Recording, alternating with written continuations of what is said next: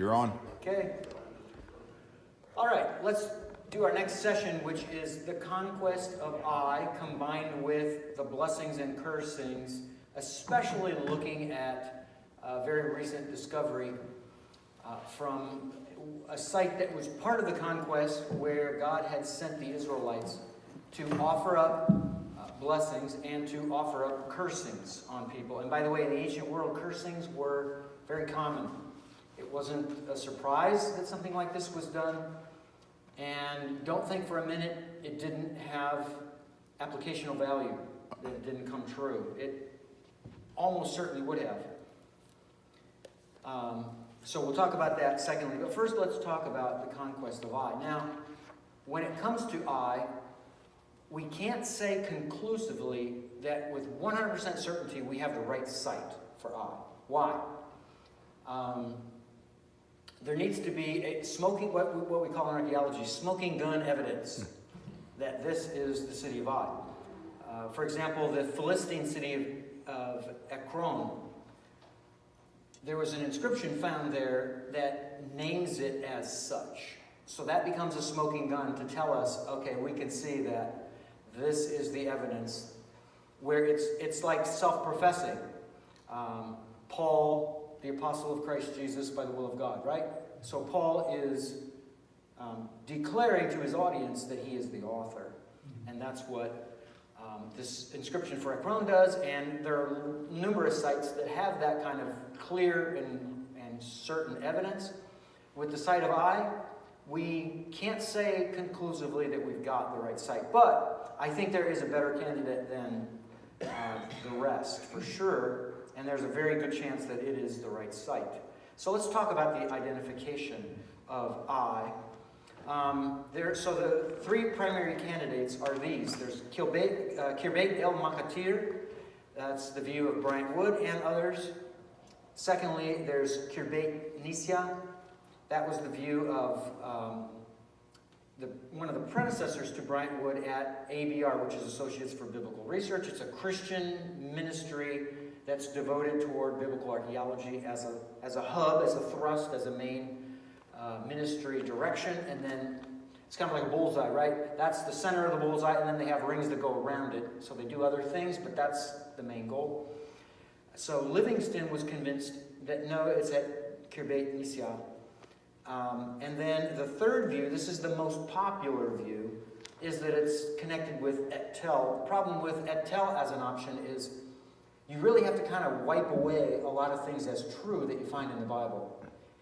It doesn't historically match up well at all with the times of occupation for when it would be needed for the Israelite conquest, for example. So it's not really a great option in my mind. And yet there are still Christians who hold to it. There are secular scholars who would call it biblical Ai, but probably almost like for spite in their case. Because if you've located it at a site that doesn't match the Bible, you've made a friend with them. So they're going to be your buddy on that one. Now, where are they located? Let me pull back up the pointer here. The laser pointer. Okay, there we go. So, where are they located? And by the way, there's a modern city called Beitin. That's here. That's kind of a reference point. So, south of that is Kirbeit Nisya. That's Livingston's option. Then, again, the most popular option is Et Tel, but again, it doesn't fit the biblical history well at all.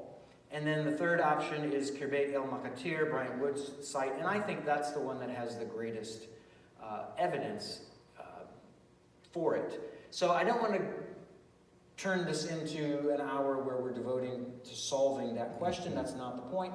I just want to look especially at Makatir and show you some of the evidence that has been found there that show it could match well with our site, especially the fact that we've got evidence now that in that same time period it was occupied.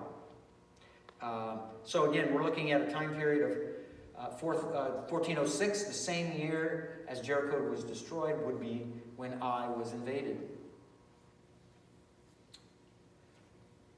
So the 5 primary requirements for biblical eye. So whatever site you pick is your favorite site for whatever reason, you've got to meet these criteria. They're pretty much unavoidable. You've got to find a way to make this work with your site, or you need to consider abandoning your favorite view of this site as an option. Number 1, in size, the city of Ai was smaller than Gibeon. We know that from Joshua 10:2. So if you measure Gibeon, we know for sure where Gibeon is. There's zero dispute on that. And there's a ton of inscriptional evidence from there. Some of which actually name the site Gibeon. Gibeon. So zero doubt. And so if you measure Gibeon, whatever the size of your site is that you're proposing, it's got to be smaller. 2, the site was fortified in the late Bronze Age. 1, if we've got the right connection for the timing of the conquest of Canaan, and I'm convinced we are. It's 1406 to 1400. It's at the very end of the late Bronze Age 1B, technically. And so, according to the Bible, that was a fortified site. They weren't just going up on a village that was, open doors where you walk right in. They had to get past the city gate. 3, the city had a gate on its northern side, according to Joshua 8:11. So if you find a site and you explore the entire northern portion of that site and there's no gate there, you found the wrong place. You better call it something different. 4, Ai was destroyed by fire at the end of the late Bronze Age 1, so you would expect there would be evidence of conflagration, meaning destruction by massive fire. Joshua 8:19 and 28 suggests that, or demands that, I suppose it's fair to say. 5, Ai was in ruins after the Israelite destruction, according to Joshua 8:28. So, there should be evidence that this is a city that was destroyed at the end of late Bronze Age 1, in around 1400-ish. That's another unavoidable requirement. Now, obviously, you can have sites that meet 2 or 3 of these options and fail at 2 or 3. Then what do? You get rid of that option. It's got to be all of these. It's got to meet all of these criteria. If you want to be serious about it, or if you're assuming that the Bible is inspired, so you almost have to have a lower view of the Bible to embrace other ideas or options. As far as the earliest identification of Kirbet El Makatir, Bryant Wood's suggestion with Ai, oddly enough, this goes way back to the 18th century. 1838, Edward Robinson, who visited the site, he said this: "To this ruin, one of the Greek priests at Taibet, I don't even know that site, had chosen to give the name of Ai. And we, I don't know what Tabia is there. And we found the same name among some of the people of the village," meaning the same name as being an equivalent of Ai.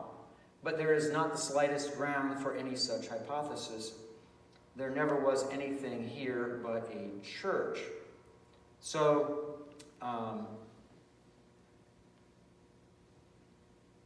so he didn't find evidence that could connect the site with Ai. But again, he didn't dig there either. So it's one of those things where you kind of have to take what he says with a little bit of a grain of salt. So he said that in 1841, I guess.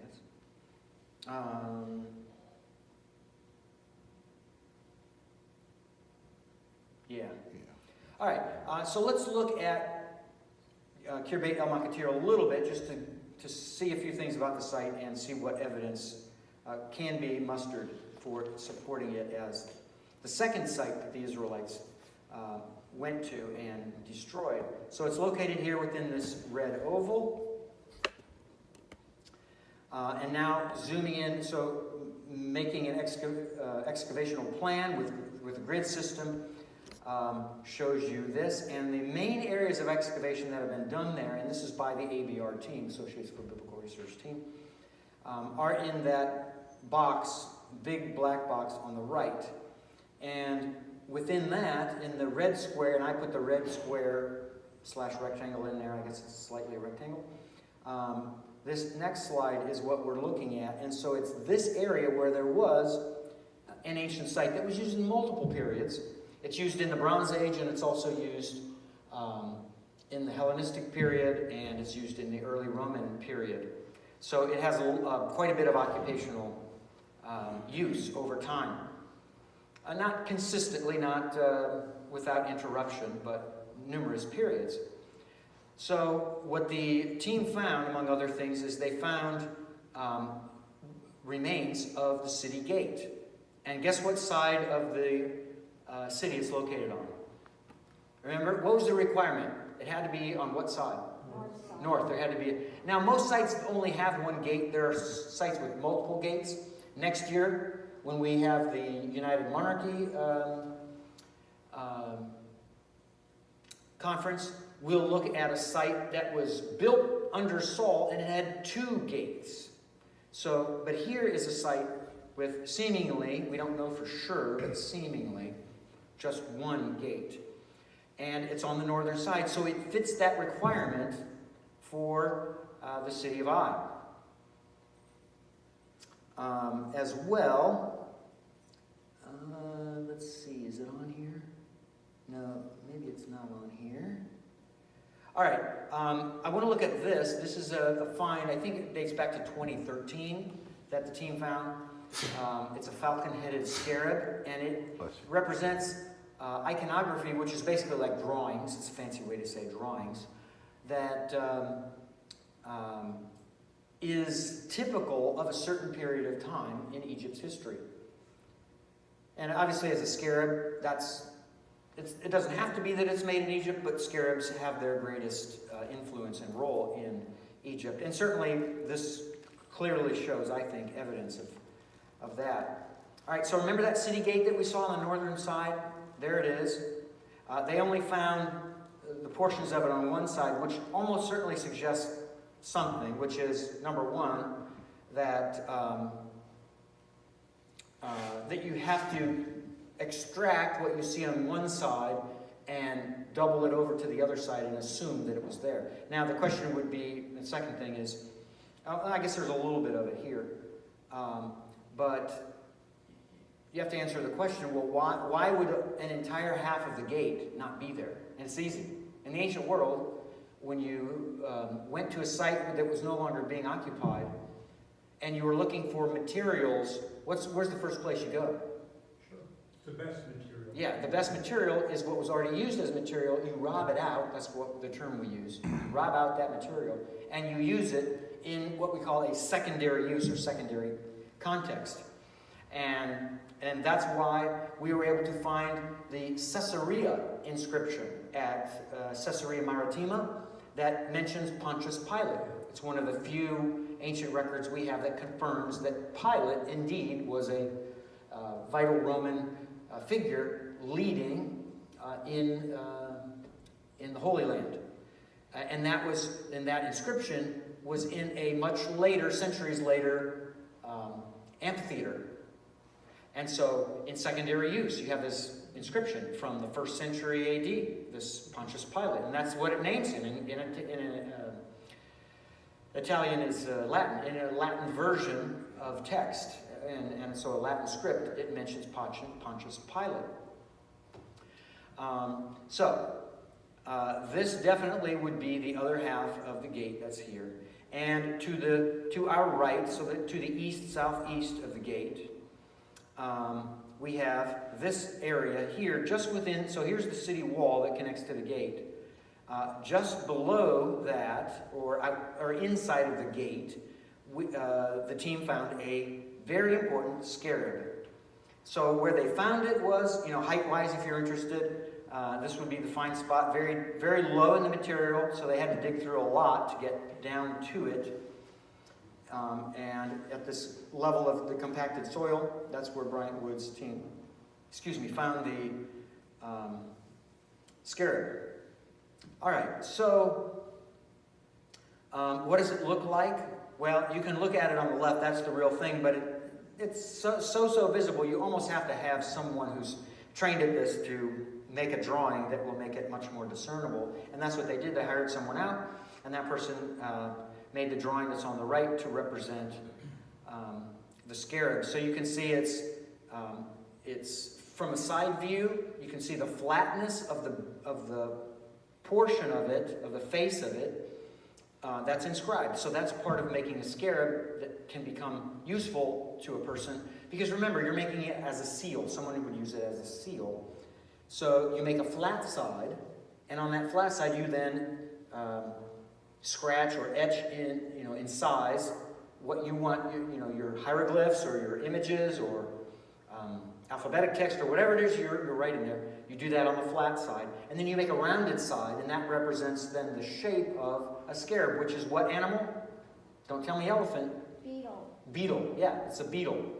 So that's what it's there to represent. And usually, with that side version, like the middle view you see there, this view, usually you'll see it carved in such a way that you can see the appendages, I don't know what to call them, legs, I guess, of a beetle. But I don't see that so clearly on this one. Maybe it's just because of the coloration or the view or whatever, I don't see it. But it's possible that the legs weren't added to the beetle, sadly. Poor beetle. I mean, how does it get around? It's stuck to crawl around on its face. So, what does it depict? It's a falcon-headed creature. So, Brent Wood said this in 2013. He said, "I sent a photo of the scarab to the top scarab specialist in the world," meaning, I guess that's so mainly Egyptian scarabs. If there are other places around the world that have scarabs, take them out of the equation, but at least for those that derive from Egypt, she's known as the best, and he's right.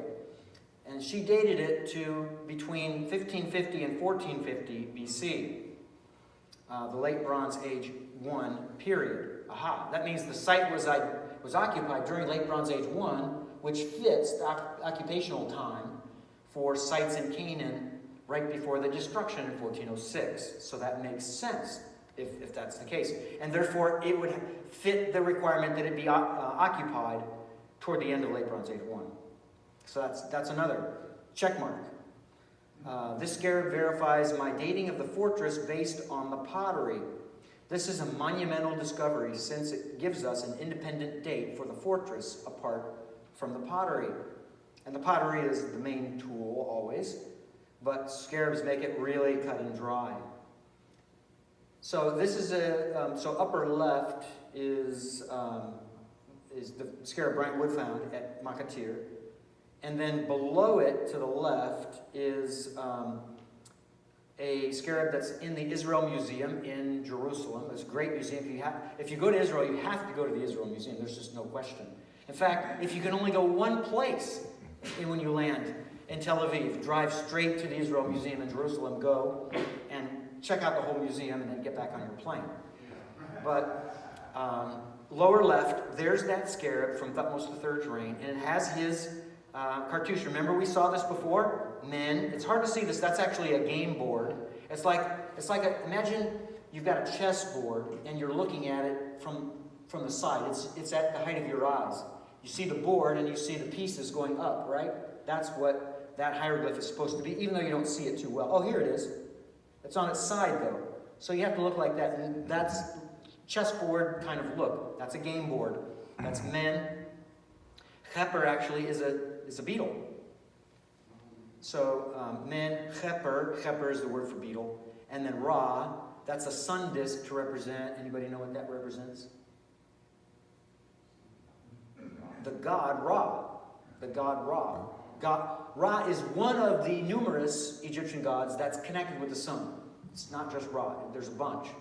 But he is one of them. He's probably one of the top, most cited, most used, most worshipped, most followed of all of the gods who are connected to the sun. So Mencheper Ra, that's our throne name for Thutmose III, the father of the Exodus pharaoh.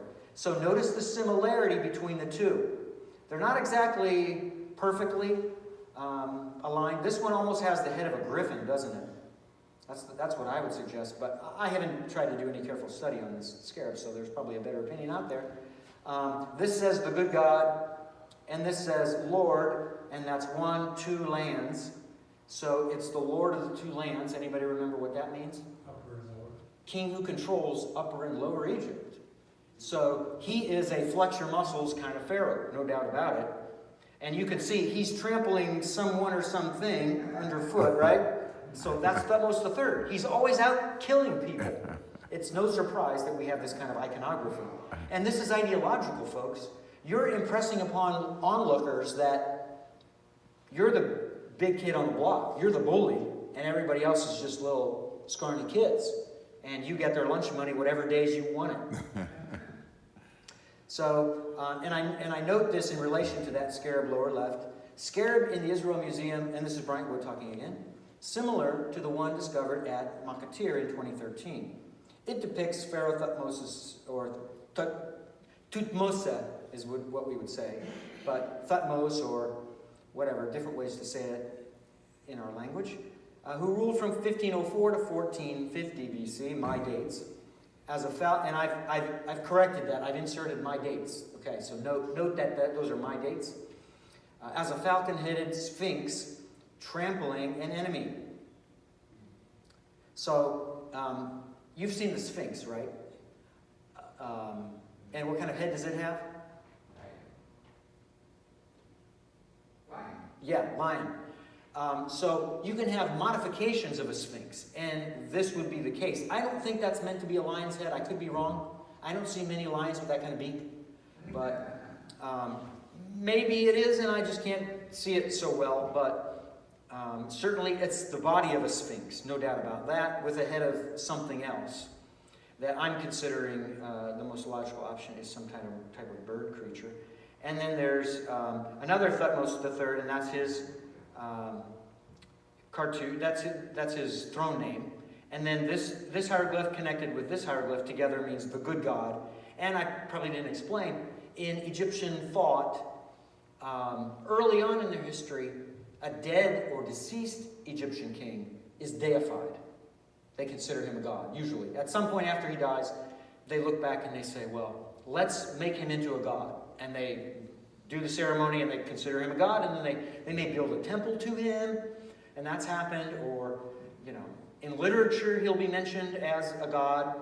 But by the time of Thutmose III, and I don't remember if I ever knew exactly when this transition happens, but by this time, the king wasn't so shy about being a god. He was willing to be a god in his own lifetime, and the people were willing to bequeath him godship. So, by this time, kings were calling themselves the good God, and that's reflecting their own deity as an Egyptian king. Like it or not, they did it. All right, so there are similarities between this and the one from Makatir, but for me, I look at it and I say, yeah, that's same ballpark, but I'm not seeing a parallel extraordinaire, right? It's not exactly a match, but you get a lot closer to an exact match with two images that have been found related to Amenhotep II, his son. So now I think we've zoomed in to our period. This is probably the right time period. And you can see I've given my renal dates for him up at the top, 1453 to 1416. And so he dies, he vacates the office. And by the way, I'm not only saying he's the Exodus Pharaoh, but I'm implying, and I talk about this to prove it in my journal article and my book, that the Exodus Pharaoh did not die with his army in the Sea of Reeds when they went after the Israelites. Remember when God parted the waters? How can you forget, right? And then the waters collapsed back on top of the army, and they died. They all died there. The Bible does not say that the king was with them. It doesn't. As much as you may want it to, it doesn't. I was taught in Sunday school as a kid that he died with them.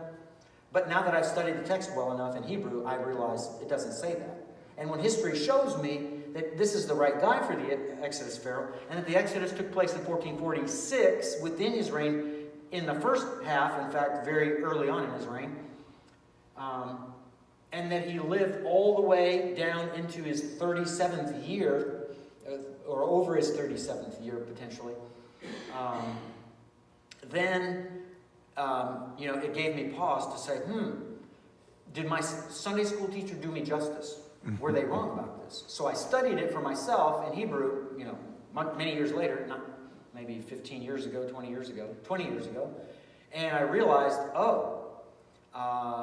the Bible doesn't actually say that he died with his army. So, not a problem.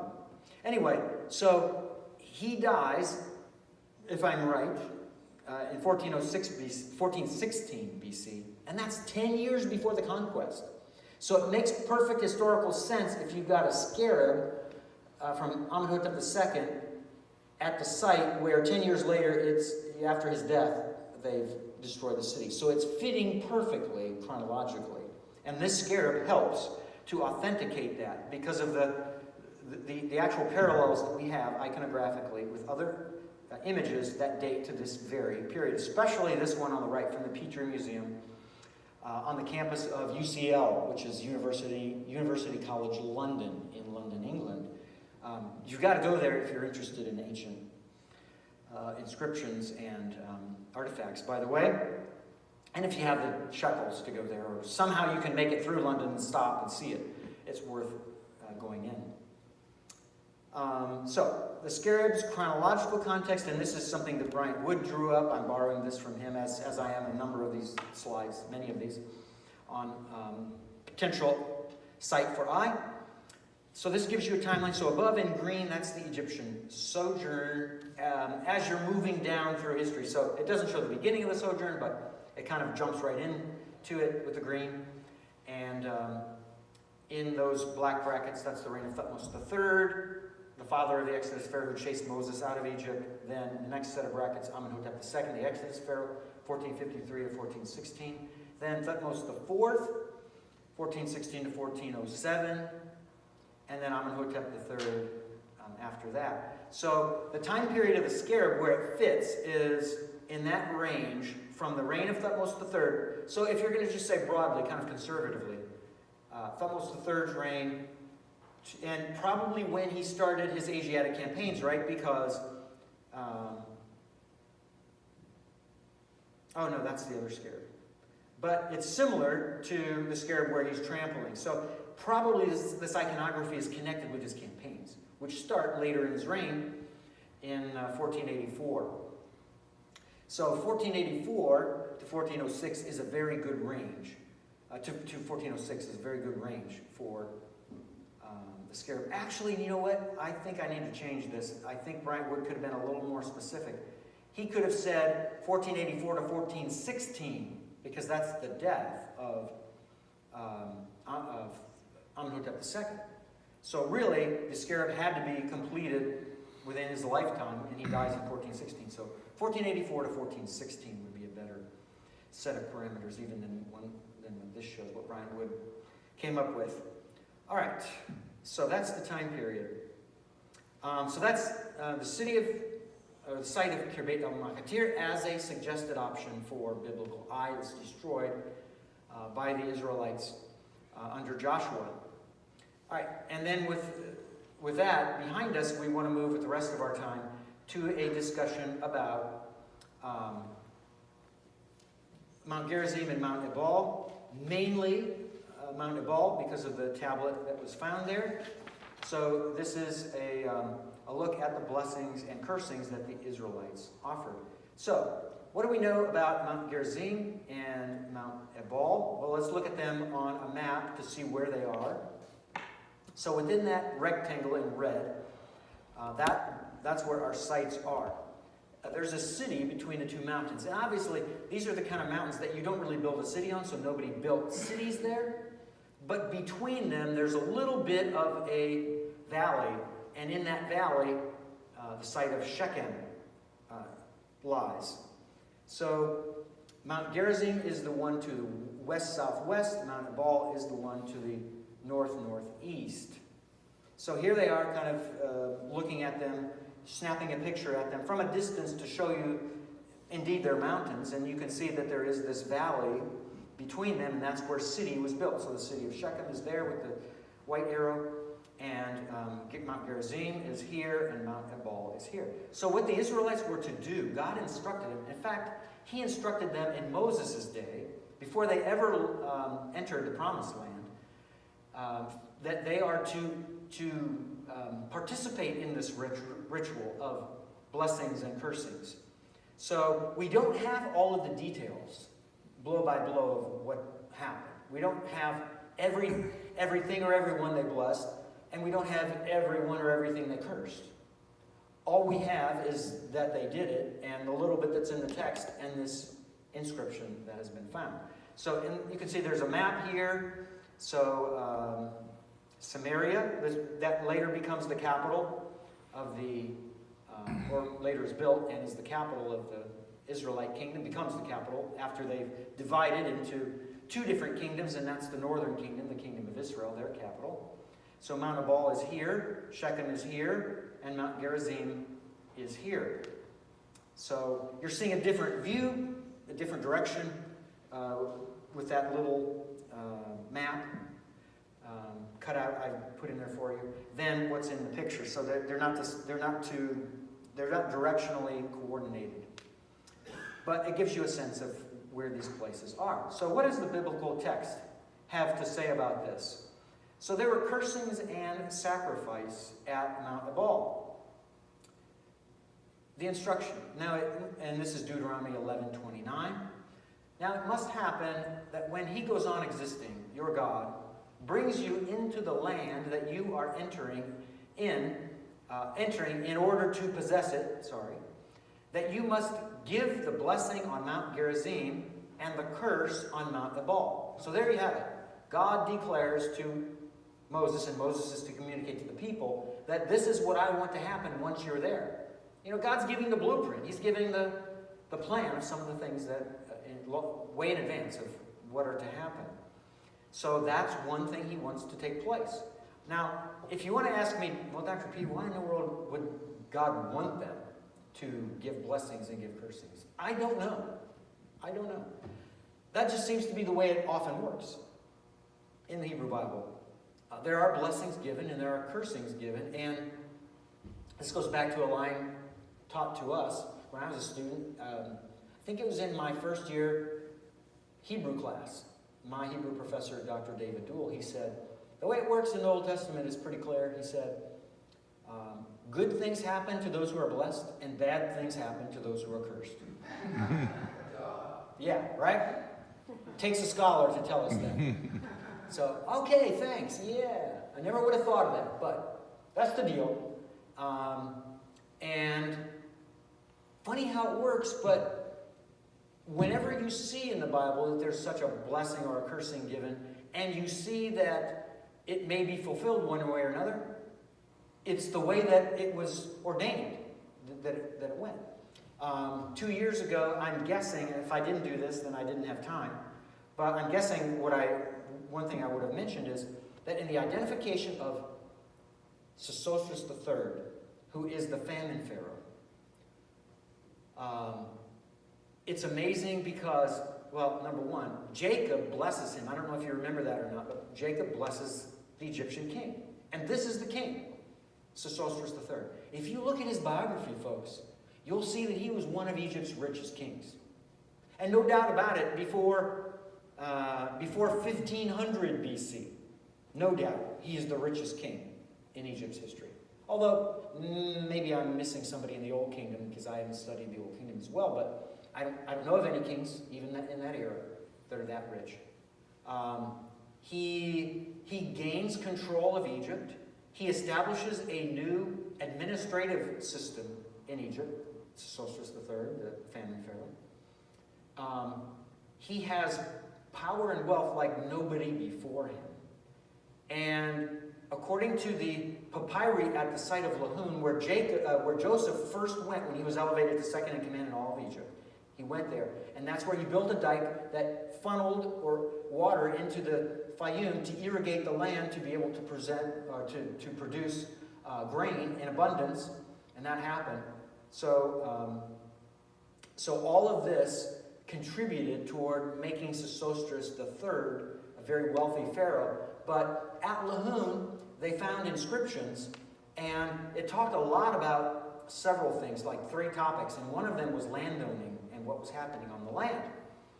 And the only people who owned the land in all of those inscriptions, the only people, were the king and the priests. Isn't that crazy? Now, that has big biblical significance because in Joseph's day, the people became poorer and poorer, didn't they, in the famine? First, they sold, well, whatever they could, unload easily at first. They sold their possessions to the king, and then they sold their land to the king, and then they sold themselves to the king. So they had nothing left. Their pockets are empty. They're destitute. And the Bible clearly says specifically that the only exception to this mandate where Pharaoh was buying up all the land and the people, the only exception was what? Who? The priests. Only the Egyptian priests were exempted. And on those inscriptions, the only two landowners are the king and the priests. That's it. No other people own land. And it's the perfect timing. Right after, in the decades right after, the Egyptians have all sold themselves and their property over to the king. Wow. So I'm just trying to give you a little feel for the magnitude of the reign of this king, Sesostris III. He's the guy that Jacob blessed. And no shock to me that we can see it all over the place in the historical record. That being the case, that's one of the many examples of when a blessing is given, good things happen. And when cursings are given, bad things happen. The one curse exception is, what's his name, the prophet? That was Balaam, right? He tried to curse whom? Israel, the Israelites. I'm going to put a curse on them. But God stepped in and said, no, there will be no curse on them. And protected them from Balaam's curse. That's because they were his promised people, and he was going to let them prosper and thrive. So God, God's example is the only example I know of with Balaam of not fulfilling one of these two, when we can know one way or another if it was fulfilled. But all that to say, good things happen to those who are blessed. Bad things happen to those who are cursed. So that's what God declares. Then Deuteronomy 27. Now it must happen in your crossing of the Jordan that you must arrange these stones on Mount Ebal that I am commanding you today. Kind of like the stones after they crossed the Jordan River, right? Each tribe had a representative take a stone, and they put all 12 together as a memorial, so that anytime anyone sees those 12 stones, they know the 12 tribes of Israel crossed the Jordan River here under the hand of God, just as he promised. And we're here to this day, right? So however long they were there and visible, it would have been the coolest thing. In wintertime, you take your kid down to the Jordan River Valley and you show them the 12 stones and you say, see, we've been here for centuries. Now, let's get out of this despicable place and go back up into the hill country where we can eat and drink and be merry. So, Deuteronomy 27. And you must coat them with plaster, because you must build an altar to he goes on existing. We were talking about plaster and the importance of it for protecting stone, right? So it was often used in context like an altar that's made of stone. So, because you must build an altar to he goes on existing, your God, an altar of stones. You must not wield iron on them. And that's that typical phraseology that God likes stones that are naturally hewn. Let nature hew them or shape them, right? So however the rocks look, use the rocks as they are. And why is that the case? It's not as pretty, is it? Hewn rocks are prettier, I think. Especially, look at the Temple Mount. The Herodian ashlars that are magnificent and enormous in size. Look those up. Herodian ashlars, Temple Mount. And look at how gorgeous those things are. But God loves natural looks.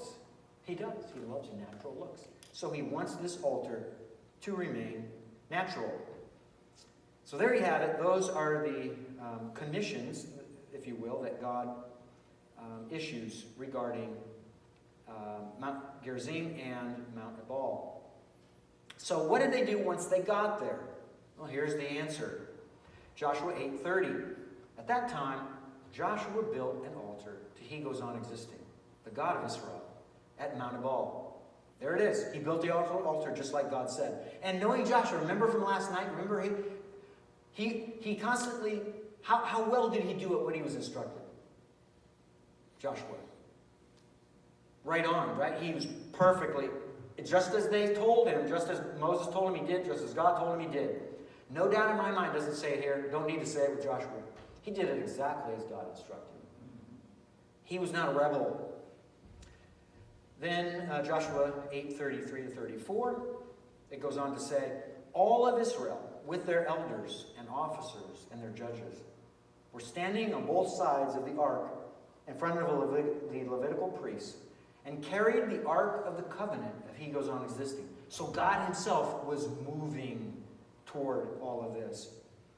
The stranger as well as the native. Half of them stood in front of Mount Gerizim, and half of them, meaning implied stood, in front of Mount Ebal. Right? It's kind of like two choirs. One's going to say this, sing this, and one's going to sing that. But they're just going to be reciting blessings, cursings. Now, how exactly did this all work out? You know, was it all one side and then all the other side? Was it back and forth? I don't know. But it was definitely a sight to behold, however they did it. Half of them, yes, on one side, half on the other, just as Moses, the servant of he goes on existing, had given command at first to bless the people of Israel.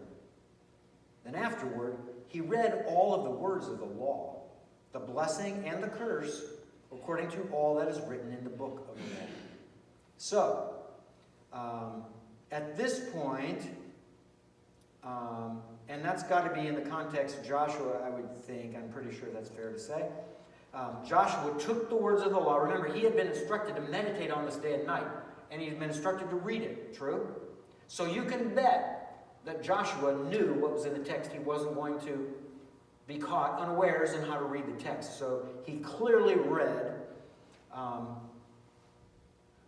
the words of the law, the blessing and the curse, according to all that's written in the law that Moses had given to the Israelites before he departed. Okay, what about the altar at Mount Ebal? It has been discovered, no doubt about it. So on the outside, on the surface, the youngest version of the altar, and yes, there's a younger version of it, dates to a later period of time. This would be late Bronze Age 2B, or some people call this late Bronze Age 3. But it's near the very tail end of the Bronze Age. By 1200 or shortly after, depending on which scholar you subscribe to his chronology, you have the end of the Bronze Age altogether. And we move into, what's the next age? Anybody remember? After the Bronze Age, we have the Iron. We have the Iron Age. Good. So we're almost on the cusp of the Iron Age here. And here is the altar at Mount Ebal. Now, here's the funny part. The people who believe in the late Exodus view, they of course date the Exodus to when? 1800s BC. 1580s. No, Okay, backwards. Yeah, 13th century, the 1200s. So they date it to the reign of Ramses II, who can't be the Exodus pharaoh because his predecessor is supposed to reign over 40 years, not he. And he does. And he's the only one in his dynasty to reign that long. So he's a terrible Exodus pharaoh candidate right from the start.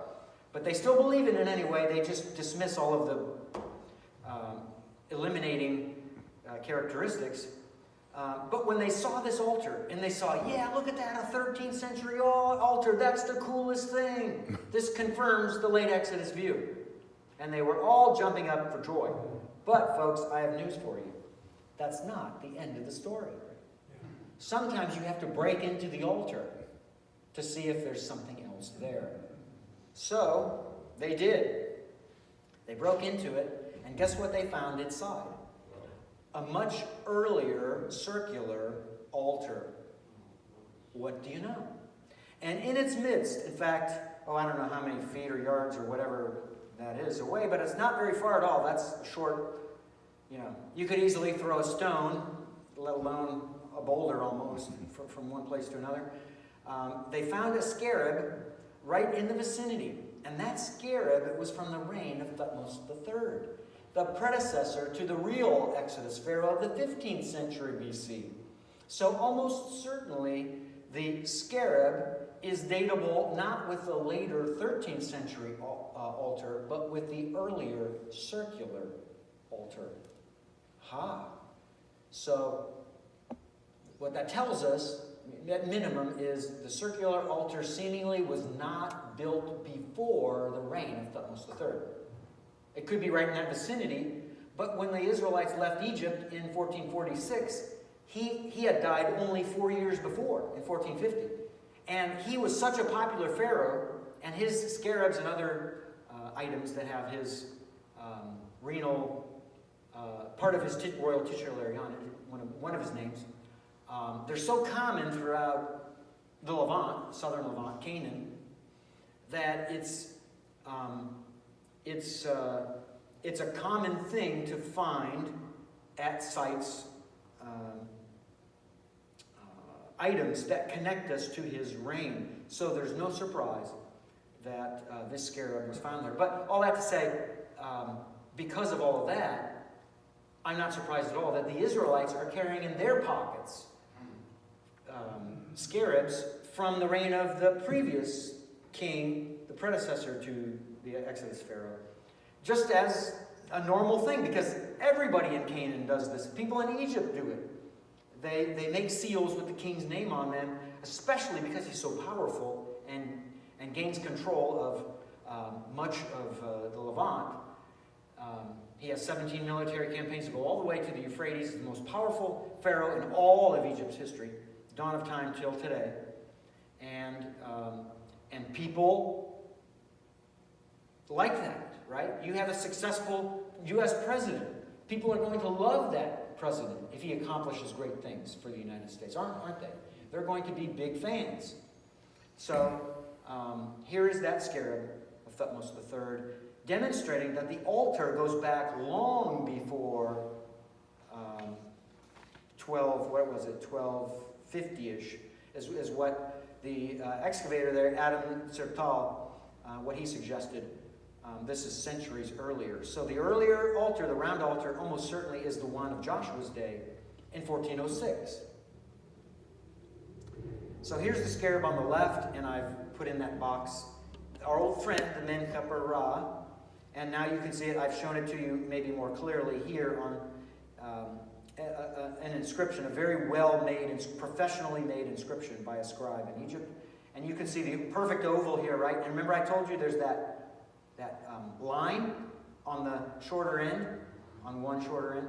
So it's perfect here. So it's Men Keper Ra, and that's exactly what we have here. So no doubt about the identification. And a former student of mine she was Abigail Levitt until some weeks ago she became Abigail Van Huss. She married another former student of mine, Clayton, and so she has a different last name, but she's published now a book on all of this. And so she dates the building of Joshua's altar to 1406. She says that from 1406 to 1200, the Israelites occasionally sacrificed at the site. In 1250, she says that the Israelites built the large rectangular altar, that first one we saw, in order to commemorate the site. And that, folks, reminds us of the Orthodox people, especially, the Byzantine Christians and the Orthodox after them or with them, whenever the start or transition is, who go to the land of Israel, and every time they see a place that they think that may be connected to a biblical person, what do? They build a church, or a cathedral, or an altar, or a monument, or something else. Build, build, build. So, no surprise that the Israelites built a larger altar to commemorate the site where this took place. And this would have been right at the time that they were really gaining a foothold in the land in the middle of the 13th century, because Egypt really had declined and gone weak. Why? It goes back to the loss of the Egyptian army in the Sea of Reeds, and they were never the same. They never had the same control of Canaan again. Never. No matter what bizarre things you may hear from people out there who know enough to be dangerous, Egypt was extremely weak overall and extremely passive in Canaan in the 13th century BC. And Ramesses II, he wasn't a great conqueror. He was just a builder within Egypt. That's all he was, virtually. So don't be fooled by the people who want you to believe their view and alter the facts to fit their view. It's a terrible thing. When your view's terrible, you've got to go out and manufacture evidence to fit it. And boy, oh boy, the things I've seen would make you weep. And then she thinks that from 1250 to 1200, the Israelites continue to use the site, perhaps making, I don't know, would they make sacrifices there? Maybe not. Maybe not. But using it in some capacity, I suppose. And then in 1150, the Israelites buried the altar as an act of conservation. How's that? A century later, they seem to see that the best thing is that we just bury this for posterity. So they take fill and they add it, and they cover this altar. And so the altar is preserved extremely well, and that's why it's preserved so well, because it was intentionally covered with dirt. And, you know, with stone architecture, a huge amount of dirt like that is going to preserve it almost indefinitely. So they did a good job in preserving it about that time. All right, now let's move to the kind of exciting part of Gerizim and Ebal in recent times, especially if you're into inscriptions, and I am. There was an inscription found, the Mount Ebal Curse Tablet, that my date for it would be 1406. There was a three-man team that published it. I think there weren't any other names. If there are, I'm just not remembering. But at least three names, I'll say. Scott Stripling and a former colleague of mine that I worked with, he's an archaeologist. He's the one who, his team discovered it. I wasn't part of that team, but they discovered this tablet in secondary context. It was part of Israel Finkelstein's dump when he excavated there, oddly enough. So he didn't find it. He wasn't a careful enough archaeologist to have found this lead tablet, although it's a hard one to find, too. How, with as exact as archaeologists would claim to be, that's a pretty big piece of metal. That's as big as a coin. How does that escape? I know that what they did was wet sifting, and that makes a difference, but it's a piece of metal. Yeah. Because time has not been friendly to it. The coloration would have made it such that it's difficult to see. And it's an object that's not run-of-the-mill. These are extremely uncommon. So most archaeologists, no matter how many years of experience they have, they probably never dealt with one themselves. Yeah. So they have an eye for things like scarabs or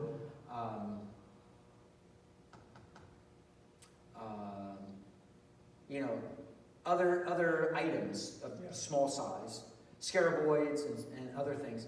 But they don't have an eye for something like this. Its color is different, its size is different, its shape is different, it's folded in half.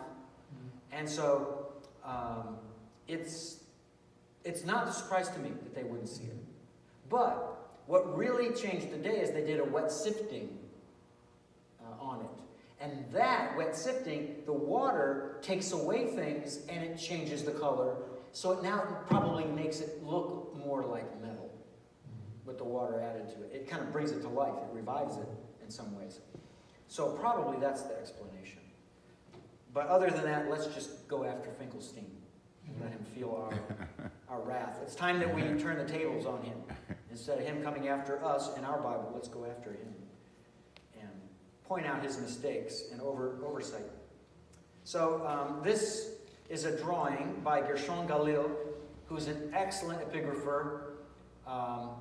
The only person I would trust myself, other than myself, with inscriptions of the Bronze Age, meaning ending around 1200 BC, that are alphabetic, is Gershon Galil. He's the only other person, and he's part of this group. And he's the one who deciphered this, whether he's right or wrong. And there's a lot of, if you haven't seen the news, there's a lot of people who are disagreeing with him. No surprise there at all. I can't confirm, I guess this is a line from the Tom Cruise film series that I love, Mission Impossible. Mr. Secretary, I can neither confirm nor deny any, how does it go? Like any action apart from the Secretary's approval. So, I can neither confirm nor deny whether this is correct, but, because I haven't seen the kind of pictures, they haven't made public the kind of pictures I would need to confirm or deny that this is a good rendering. But, these are all the letters that he points out. This is extremely small, folks, and because of its size, and I would almost call it a micro size, because of its micro size, it is allowed to break the unbreakable rule. So the only way you can break the unbreakable rule of writing in Egyptian and, at this time also, alphabetic Hebrew writing, is if it's a very minute object. What's the rule? The rule is that writing can only take place, from your perspective, I'll say, left to right, right to left, and top to bottom, but never bottom to top. This breaks that rule. It's neither left to right, right to left, or top to bottom. If you follow on the right, you see where it says start in red?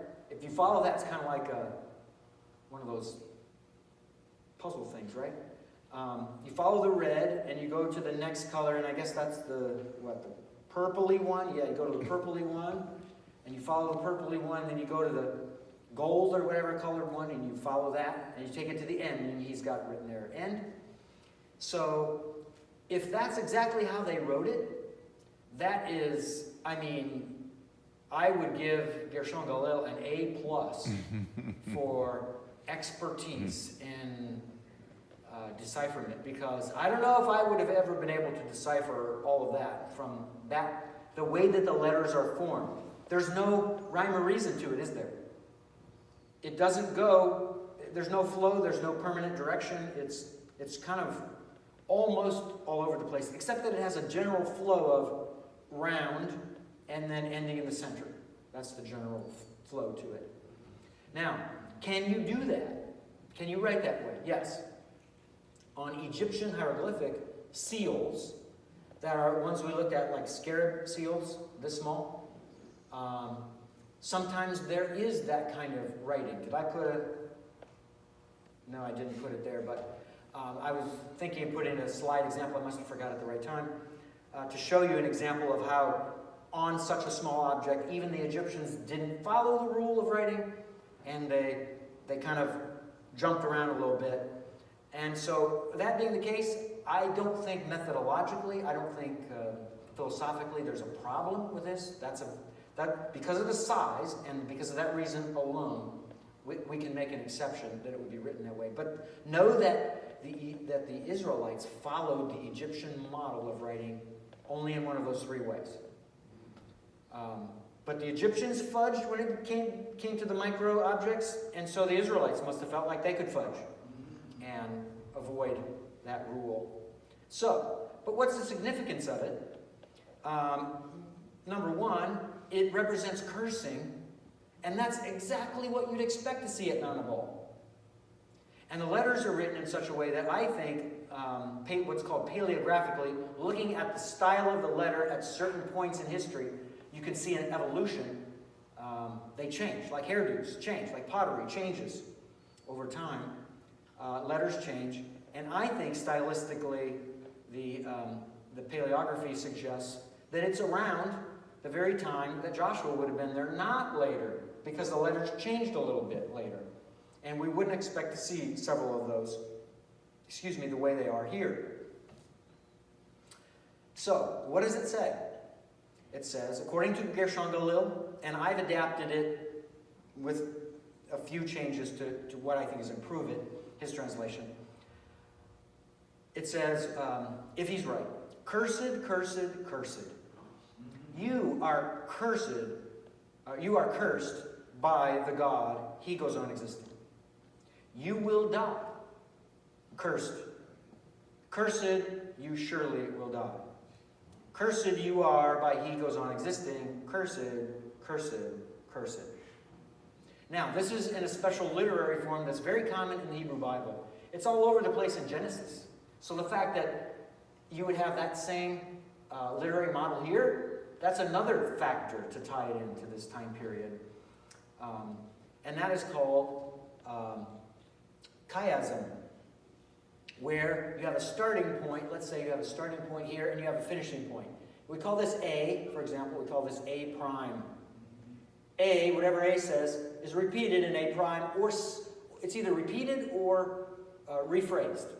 So that's what works here. Look at cursed, cursed, cursed. That's A. And then look at the end. Cursed, cursed, cursed. That's A prime. And then you go to a B and a B prime, and a C and a C prime, and if it continues a D and a D prime, you keep going until you get to the middle point. And whatever is at the middle point, that's what the author is saying to you. This needs to jump off the page at you.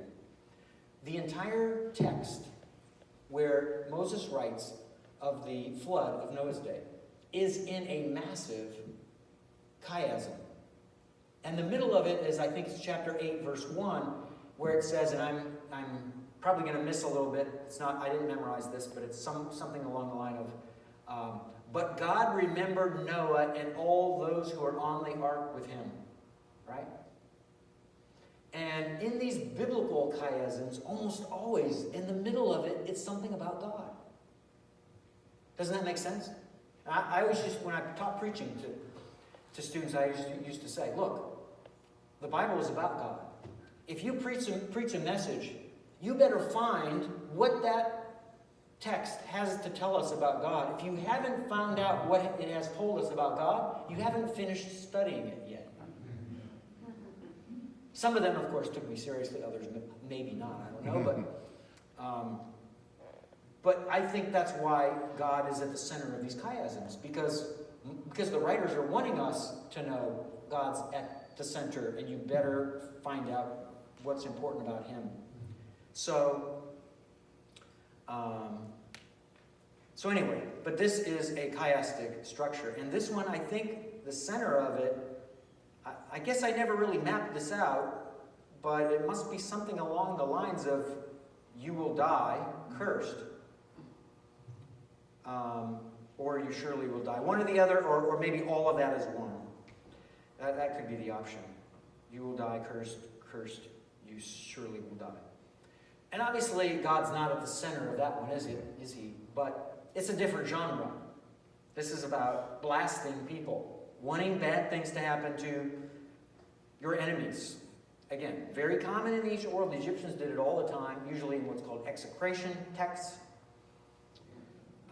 But it's a very, very common genre. So, the most important part. Look at, let's do this. Look at these three letters. This is one letter, this is one letter, and this is one letter. So now let's focus on those three. Guess what that is, folks? That is the covenantal name of God in the third person. God revealed himself in probably 1447 to Moses by saying, I go on existing. When Moses keeps pushing him, saying, God, the people are going to ask me, which God sent you to us? We need a name. I need a name to give them. What is your name? Every God has a name. You must have one. And he says, okay, tell them this. I go on existing, has sent you. There you go. Chew on that one for a while. So that's revealed. That's the first time that name is ever used in history by any Semitic people that we know of.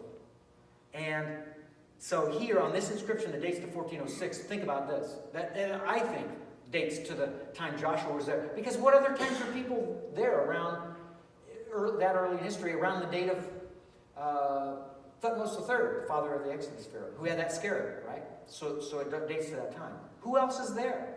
When else are they there? What else are they doing? This isn't a site that everybody is going to all the time.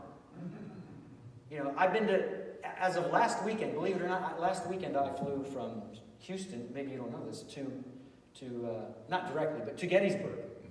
It's the second time I was there in my life. I was there at 9 years old, and I was there last weekend, okay? Those of us not from Pennsylvania, we don't get there very often. Sorry. But, you know, it just doesn't happen. So the Israelites aren't going here all the time. So this is a use of this rare divine name that almost certainly coincides with Moses, I think, 41 years earlier, receiving the covenant name of God. And here it is for the first time attested. This is powerful if he's right. But know that scholars are doing everything they can to throw the pots, pans, knives, and even kitchen sinks at the people who published this. And of course, my response is to laugh and say, welcome to the club. I've been here a long time. Where have you been? Yeah. And how do you like how it feels? Feels good, doesn't it? To be criticized, to be called a bad scholar. I can't tell you how many times I've heard, personally or third party, that I'm a bad scholar. Well, either that's right, or Jesus was right regarding me when he said, woe to you when all men speak well of you. Right? That's how I respond. Woe to you when all men speak well of you. If you are lifting up the name of God and the name of his Son, bad things should happen to you by people who are opposing God. That's the way it's supposed to go. So I'm not surprised. All right. So there's the chiastic thrusters. I had it. I just haven't looked carefully at this for a while. It's in the middle. Yes. You will die cursed. Cursed you surely will die. Yeah. Not exactly what you want to hear, is it? From your friends or your enemies. So there's a little bit left on that, but that's it. All right. Questions on that? And then we need a break. Are they still doing curses? Good question. Would be nice if they would. Yeah. Like cursing the terrorists? Yeah, and Israel cursing the people that are shooting rockets into their land. If they are, I haven't heard about it, but I do follow this on a certain Israeli station. It's maybe not the most conservative station that's there in Israel, but it's okay. It's the only one I know of that I have on my network.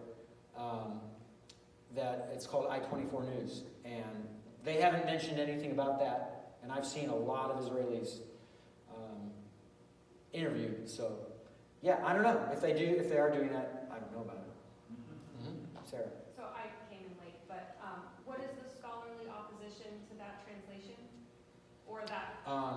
The scholarly opposition goes even earlier in the process, so that it eliminates all possibilities of this translation. Oh, it's about the timeline. No, Oh. it's about whether you can really read what you're saying are letters there. Oh. Okay. Because they haven't produced photographs publicly that give us this look, right? Okay. They haven't produced, there should be, to satisfy the normal person's curiosity and the normal scholar's curiosity for sure. Yeah.